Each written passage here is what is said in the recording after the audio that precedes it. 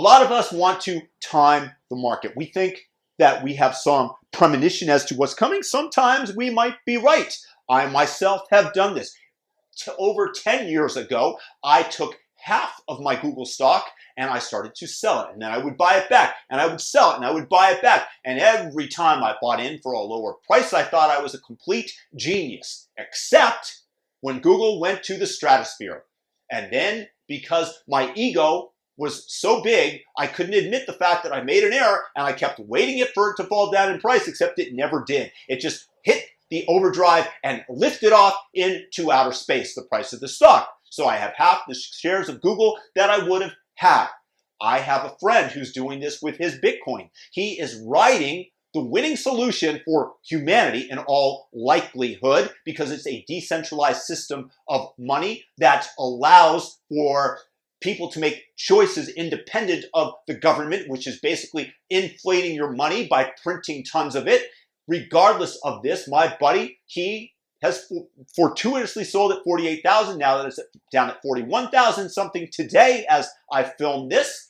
He's looking really, really smart. The same way that I felt about Google, except if he misses the point where it lifts off. The other challenge is every time that you sell, you owe taxes on the money. And obviously, if you held for a period of longer than a year in the United States, the capital gains tax is lower.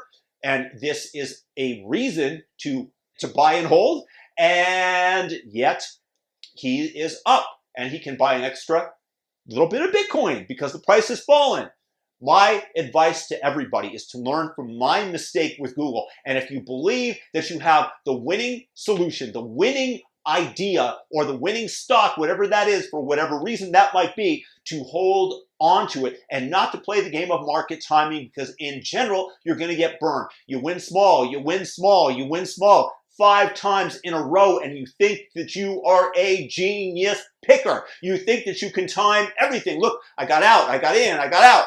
Brilliant, I'm brilliant. And then it goes to the stratosphere and you miss out on the big, big win. And what you're after are the big, big wins. And as that rides up, you don't pay on the taxes until you actually sell. So that's my advice. So Nick, my genius buddy out there, think about that. And all you guys, hope that you can learn from my mistake. Buy, hold if you have a winning bet. Don't try to market time it.